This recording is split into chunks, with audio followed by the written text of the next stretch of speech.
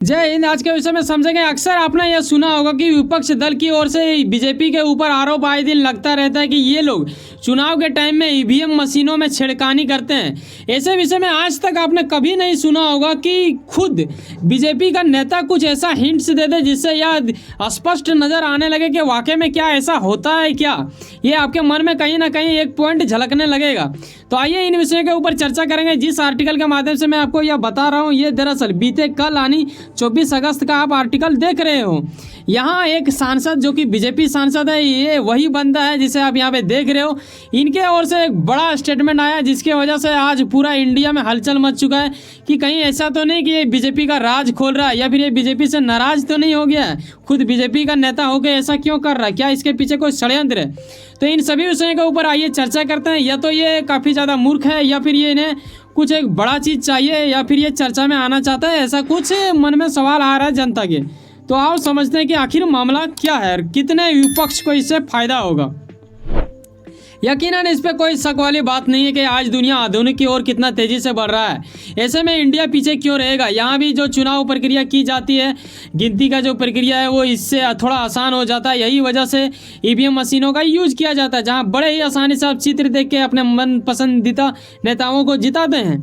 आगे स्टेप में मैं आपको यह बता दूं कि आखिर इस सांसद सदस्यता की ओर, सदस्यता इसलिए क्योंकि ये सदस्य है, सदस्यता तो ये है नहीं, लेकिन कहीं ना कहीं राहुल गांधी का मुझे याद आ रहा है कहीं इसका सदस्यता वदस्यता जाने का खतरा ना आ जाए, क्योंकि ये बड़ा स्टेटमेंट है, इसे आप छोटे हल्का नहीं ले सकते। ये कहीं ना कहीं चुनाव आयोग इनके ऊपर नज़र रख लेगा जैसा इन्होंने स्टेटमेंट दिया है। यहाँ जरा इस स्टेटमेंट को पढ़ें आप। बीजेपी सांसद ने कहा कि बटन कोई भी दबाओ, ठीक है। अब बटन किस में दबता है, ईवीएम में ही दबता है। भले ही इन्होंने ईवीएम का नाम नहीं लिया, लेकिन विपक्ष का कहना वही है भाई, जो आर्टिकल के माध्यम से मिल गया वही मैं आपको बता रहा हूँ। इन्होंने कहा नोटा दबाओ या फिर कार दबाओ या फिर हाथ दबाओ। हाथ हानि कौन हो गया, कांग्रेस। किसी को भी वोट दो लेकिन आएगा कमल। ये फिर ये आगे भी स्टेटमेंट में बोलते हैं कि यार कुछ भी करो मोदी जी आएंगे। अब देखो मोदी जी आएंगे ये कहना उचित हो सकता है, वो आपका विश्वास है, वो अलग बात है। लेकिन आप ये कहो कि कोई भी बटन दबाओ, इसका मतलब क्या, हर बटन क्या बिका हुआ है या फिर हर बटन में सेटिंग है, क्या वही आएगा, क्या कहने का इनका तात्पर्य है। आइए इन सभी विषयों के ऊपर चर्चा करेंगे।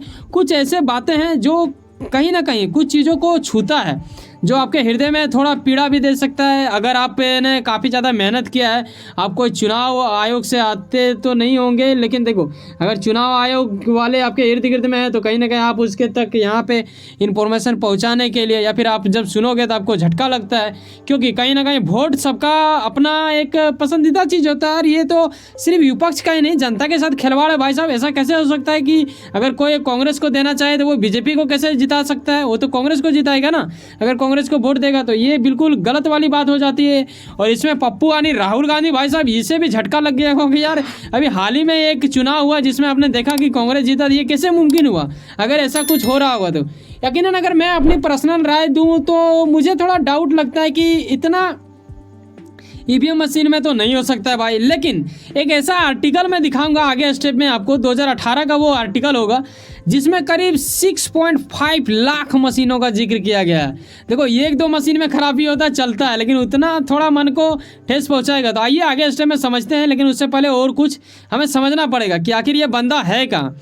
देखो ये है कहाँ ये मायने वाली बात नहीं रखता, लेकिन ये कहाँ से आते हैं ये जानने वाली बात जरूरी हो जाता है। ये आते हैं निजामाबाद में, इनके ओर से एक प्रेस कॉन्फ्रेंस की जा रही थी और ऐसे विषय में ये यहाँ पे कुछ ऐसा विवादित बयानबाजी कर देते हैं जो कि आज का विषय अगर देखें तो ये झंझट वाली विषय बन चुका है।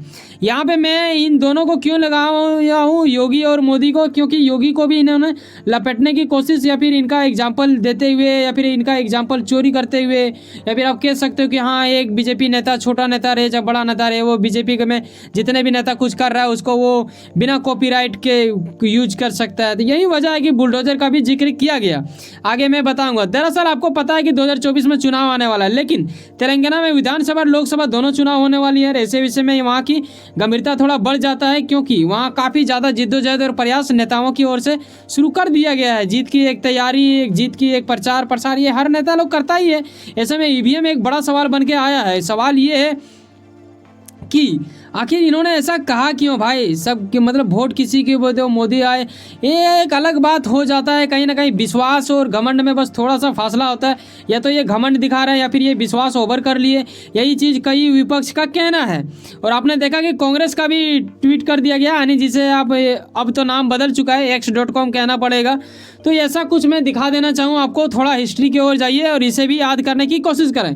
याद करें 2018 जब ऐसा कुछ मामला आया था सामने और बताया गया था कि करीबन 6.5, यहाँ पे लाइनिंग आप देखो, ठीक है, नीचे नीचे छोटा सा दिख रहा है, 6.5 लाख मशीनों के बात की जा रही है कि आखिर वीवीपीएटी मशीन इतना ज़्यादा बुरा कैसे हो सकता है, इतना ख़राब। जैसे एक दो को हो तो चुनाव आयोग को भी काफ़ी ज़्यादा ये अजीब लगा था, लेकिन चुनाव आयोग से भी ऐसा कुछ स्पष्ट मतलब बोल दिया जाए कि हाँ ये था वजह, ये हो, कहीं ना कहीं ये चीज़ कहीं ना कहीं दब गया, उतना ज़्यादा उभर के नहीं आया। लेकिन हाँ कहीं ना कहीं कुछ हद तक लोगों को विश्वास दिलाया कि ऐसा नहीं होगा।